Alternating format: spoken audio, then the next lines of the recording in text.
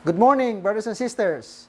Welcome to the Heavenly Asia Pacific Chonbu Branch online education program. The title of our topic today is Mind and Body Unity, subtitled Bodily Desires Used by Satan to Control Man. We know from the previous topic that after Adam and Eve fell, Satan controlled man through the bodily desires. Because the bodily desires became the priority, then man, or human beings, became a character of contradiction.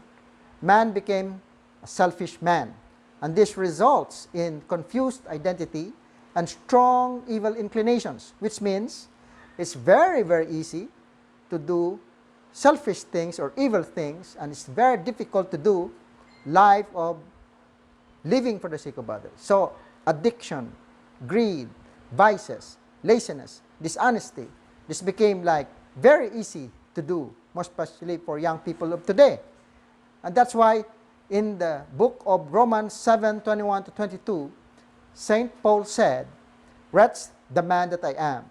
With my mind I serve the law of God, but with my body I serve the law of sin.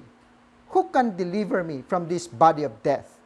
So even St. Paul, one of the most devoted disciples of Jesus, has this kind of problem. How much more for ordinary Christians? You can see that this problem between mind and body is affecting not only individuals, but it is projected to the society, to the nation, and to the world. So when the body becomes the priority and the mind and the conscience becomes secondary, this definitely results in man becoming selfish. And that in John 8:44, it is written, and Jesus said, "You are of your father, the devil, and your will is to do your father's desire." This is an evidence that man indeed became sinful and became evil because of prioritizing bodily desire over and above the mind's desire.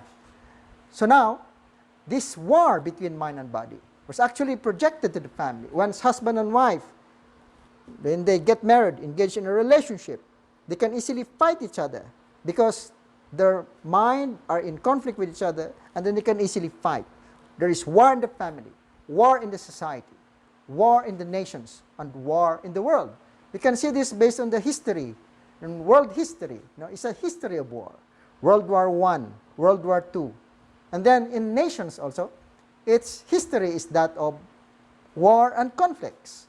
Actually, this kind of war, like World War I and World War II, had caused tremendous pain and suffering to more than 100 million people.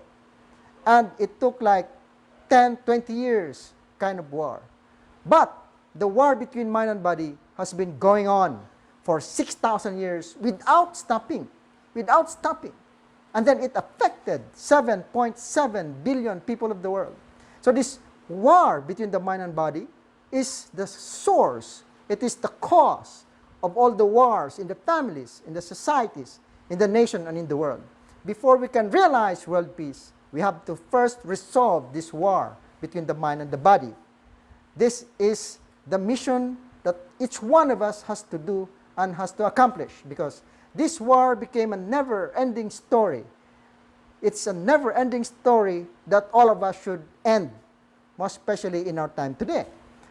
True Father said in his speech, "You should resolve the war inside yourself at the earliest possible date. It is not possible to enter heaven without ending this war while you are still living on the earth."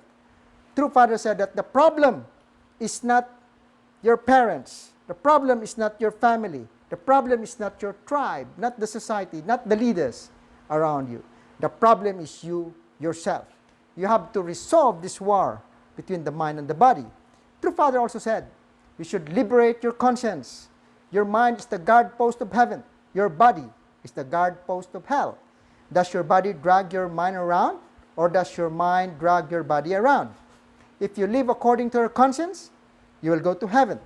If you live according to your body, you will go to hell. If you live for the sake of others, you will go to heaven. If you insist on living for the sake of yourself, you will go to hell. This is a very clear speech coming from true Father regarding the mind and the body that is in conflict with each other. Brothers and sisters, we will go ahead with our next topic, and that is how to end the never-ending story of war. And this is our topic number 7, part 7. Thank you very much.